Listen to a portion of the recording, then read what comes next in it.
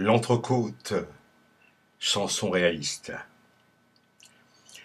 Dans l'atelier qui bourdonne comme une ruche, la pauvre Lisette sanglote en travaillant, car son grand-père est mort de la coqueluche, elle reste seule pour nourrir 5 enfants. 10 petits pieds réclament des chaussures, la neige tombe, il va sûrement faire froid.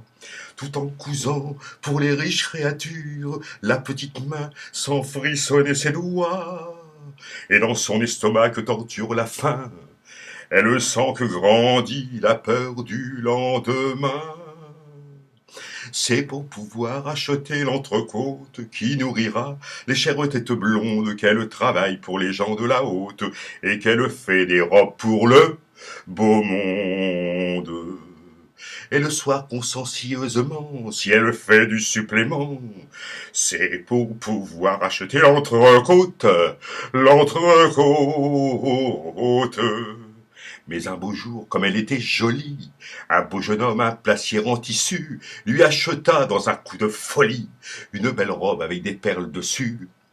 Elle voulait pourtant rester honnête, mais il lui dit qu'il avait de l'argent. C'est pour cela que la pauvre Lisette se sacrifia en songeant aux enfants. Tous les soirs désormais, par les soins du placier, les petits estomacs furent rassasiés.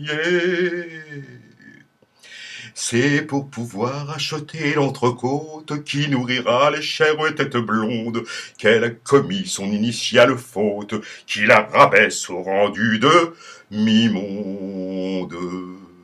Et le soir, consciencieusement, si elle fait du supplément, c'est pour pouvoir acheter l'entrecôte.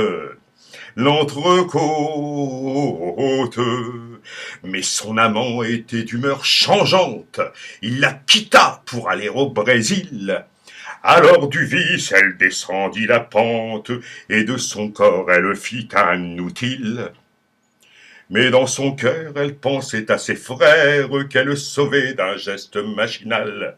Pour éviter qu'ils soient dans la misère, c'est effrayant ce qu'elle se donnait du mal. N'imitez pas, fillette, cet exemple maudit. Vous seriez, pour le monde, un objet de mépris.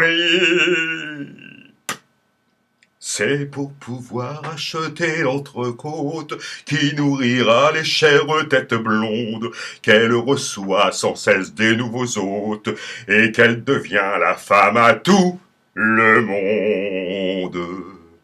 Et dans la nuit, pieusement, si elle fait du supplément, c'est pour pouvoir acheter l'entrecôte.